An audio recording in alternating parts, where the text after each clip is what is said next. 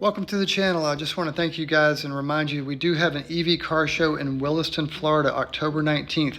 I will leave a link to the show in the description below, and please comment if you can come and what kind of EV you're going to bring. You can also RSVP. Now, we're very fortunate. We had Hurricane Helene pass. We were very fortunate we didn't lose anything. Charged our car before the storm, and we didn't even lose power really. But there's a lot of people that are less fortunate than us. All along the Panhandle in North Carolina and Georgia, they had some serious damage. You can see here in this video how the superchargers went down after the storm due to power outages everywhere, especially around Perry, Florida. So like I said, we're very, very, very fortunate.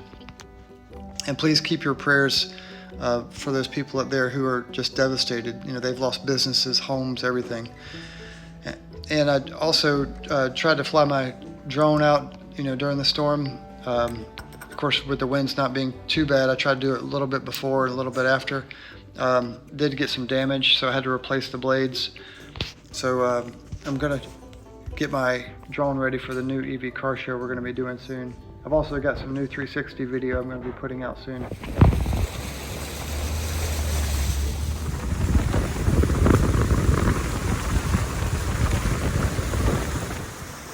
Now, we are west of Ocala. We're 27 miles inland, but we did go to help some friends in Crystal River.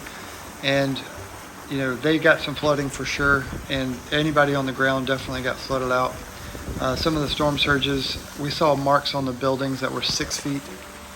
So definitely got some flooding in Crystal River. This is they call it the Nature Coast area right below the Panhandle on the Gulf side. And you can see here flying over parts of Crystal River. This is like a day after the storm, so the water's gone down tremendously. I wasn't able to fly right after the storm, unfortunately, to show you how high it was, because all of these yards and driveways and everything would be underwater. Some of the marks on the houses were halfway up the garage doors, so you can see how bad it was.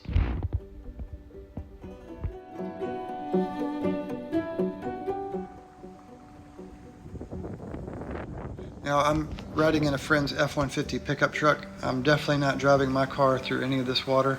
Do not drive your electric vehicle through any water. You really shouldn't be driving any vehicle through this.